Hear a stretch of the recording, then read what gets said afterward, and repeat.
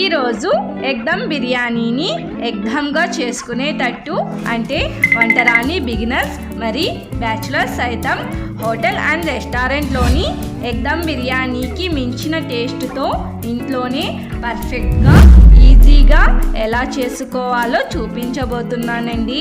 Egg బిర్యానీని ఇష్టపడేవారు ఈ టేస్ట్ ఎప్పుడు తిని ఉండరు, అంత టేస్టీగా ఉంటుందండి.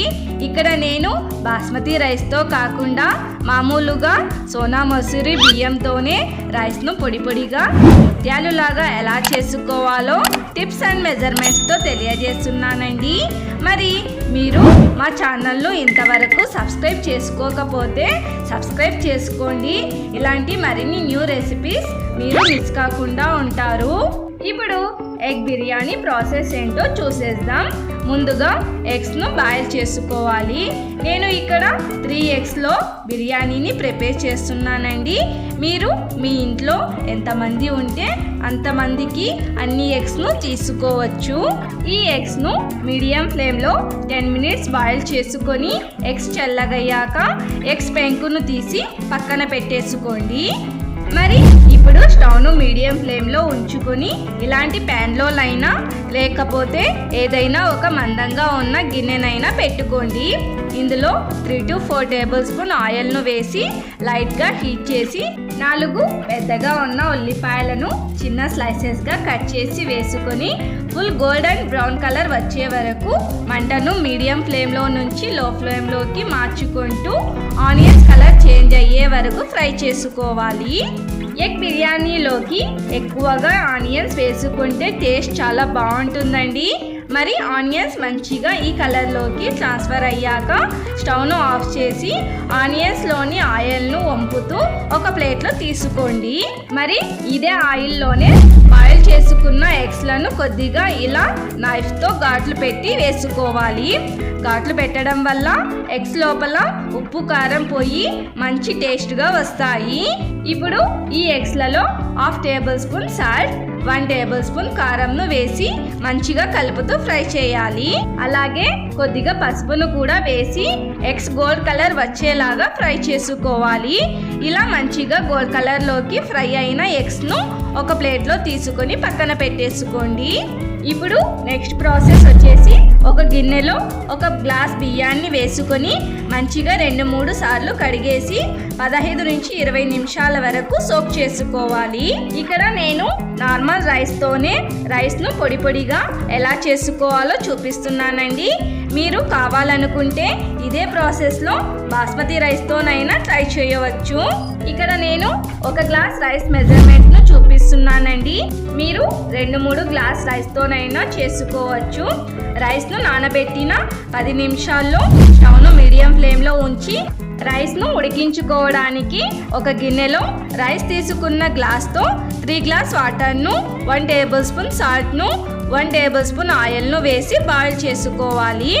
వాటర్ హీట్ అయ్యి ఇలా కొద్దిగా బుడగలుగా వచ్చినప్పుడు సోక్ చేసిన రైస్లోని వాటర్ను తీసేసి ఓన్లీ రైస్ను మాత్రమే వేసి ఒక 3-4 నిమిషాల వరకు మంటను మీడియం ఫ్లేమ్లో ఉంచి రైస్ను 70% వరకు ఉడికించుకోవాలి. మనం బాయిల్ చేసుకునే వాటర్లో ఆయిల్ వేసుకోవడం వల్ల రైస్ పొడి పొడిగా మెతుకుకి మెతుకు అంటుకోకుండా ముత్యాలులాగా రైస్ తయారవుతుందండి. మధ్య మధ్యలో రైస్ను కలుపుతూ ఉడికించుకోవాలి. ఇప్పుడు చూడండి రైస్ 70% దాకా ఉడికింది. ఇక్కడ చూడండి ఒక అన్నం మెతుకు తీసుకొని ఇలా చేతితో ప్రెస్ చేస్తే 1/2గా ఉడికితే చాలు. ఉడికించుకున్న రైస్ను జాలి గరిటతో తీసుకొని ఒక ప్లేట్లో తీసేసుకోండి. లేకపోతే ఉడికించుకున్న రైస్ గిన్నెపై మూతను వేసి వాటర్ను వంపేయండి. ఇలా చేసుకున్న తర్వాత మనం ముందుగా ఎగ్ ఫ్రై చేసుకున్న ఆయిల్లోనే 2 బిర్యానీ ఆకులను 1 ఇంచు దాల్చిన చెక్కను 1 అనాస పువ్వును 2 ఇలాచీలను 5-6 లవంగాలను వేసి కలుపుతూ ఓ 1/2 నిమిషం వరకు ఫ్రై చేసుకోవాలి. ఇలా ఫ్రై చేశాక 1 కప్పు మెంతి కూరను అస్సలు స్కిప్ చేయకుండా వేసుకొని పూర్తిగా మగ్గే వరకు ఫ్రై చేసుకోవాలి. ఈ ఎగ్ బిర్యానీలోకి మెంతి కూరను వేయడం వల్ల బిర్యానీ టేస్ట్ వేరే లెవెల్లో ఉంటుందండి. మెంతి కూర బాగా ఫ్రై అయ్యాక 2 పచ్చిమిర్చీలను కొద్దిగా కొత్తిమీరను వేసి ఇంకో అర నిమిషం వరకు కలుపుతూ ఫ్రై చేసుకోవాలి. మరి బిర్యానీ గ్రేవీ కోసం ఒక 3 టమోటాలను మిక్సీ జార్లో వేసి ప్యూరీలా చేసుకుని వేసుకోండి. బిర్యానీలోకి ఎక్స్ట్రా గ్రేవీ అవసరం లేకుండా మనం ప్రిపేర్ చేసుకునే గ్రేవీనే చాలా టేస్టీగా సూపర్గా ఉంటుంది. టమోటా ప్యూరీని బాగా కలుపుతూ ఫ్రై చేశాక 1.5 టేబుల్ స్పూన్ కారంను వేసి రుచికి సరిపడినంత సాల్ట్ను యాడ్ చేయండి. ఇక్కడ మనం ముందుగానే రైస్ ఉడికించుకునేటప్పుడు సాల్ట్ను యాడ్ చేసాం కాబట్టి సాల్ట్ను చూసి వేసుకోండి. నేను ఇక్కడ 1 టేబుల్ స్పూన్ దాకా సాల్ట్ను యాడ్ చేశాను. మరి 1/2 టీ స్పూన్ పసుపును వేసి బాగా కలుపుతూ ఫ్రై చేసుకోవాలి. ఇక్కడ నేను చెప్పే టిప్స్ మీకు నచ్చినట్లయితే తప్పక మా ఛానల్ను సబ్స్క్రైబ్ చేసుకోండి.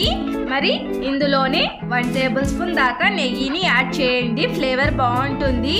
మరి ఇలా అన్నిటినీ కలుపుతూ ఫ్రై చేశాక గ్రేవీ కోసం 1/2 కప్పు వాటర్ను వేసి కలుపుతూ ఉడికించాలి. ఇక్కడ మనం రైస్ను 70% దాకా ఉడికించుకున్నాం కదండి, అందుకని కొద్దిగా వాటర్ను వేసుకోవచ్చు. గ్రేవీ బాగా బాయిల్ అయినప్పుడు ఫ్రై చేసుకున్న ఎగ్స్ను వేసి ఎగ్స్కి బాగా గ్రేవీ పట్టేలా ఒక అర నిమిషం వరకు కలుపుతూ ఫ్రై చేశాక ఒక అర నిమిషం వరకు మూతను పెట్టండి. అర నిమిషం అయ్యాక మూతను తీసి చూద్దాం. చూడండి, ఆయిల్ మొత్తం పైకి తేలి గ్రేవీ సూపర్గా ఉంది. ఇప్పుడు ఇందులోని హాఫ్ గ్రేవీని ఎగ్స్ను ఒక గిన్నెలో తీసేసుకొని పక్కన పెట్టేసుకోండి. ఇప్పుడు ఈ హాఫ్ గ్రేవీలో ఉడికించిన హాఫ్ రైస్ను లేయర్గా వేసుకోండి.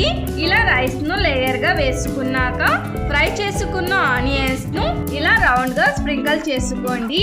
మరి అలాగే కొద్దిగా కొత్తిమీరను కూడా స్ప్రింకిల్ చేసుకోండి. బిర్యానీ చాలా టేస్టీగా సూపర్గా ఉంటుంది.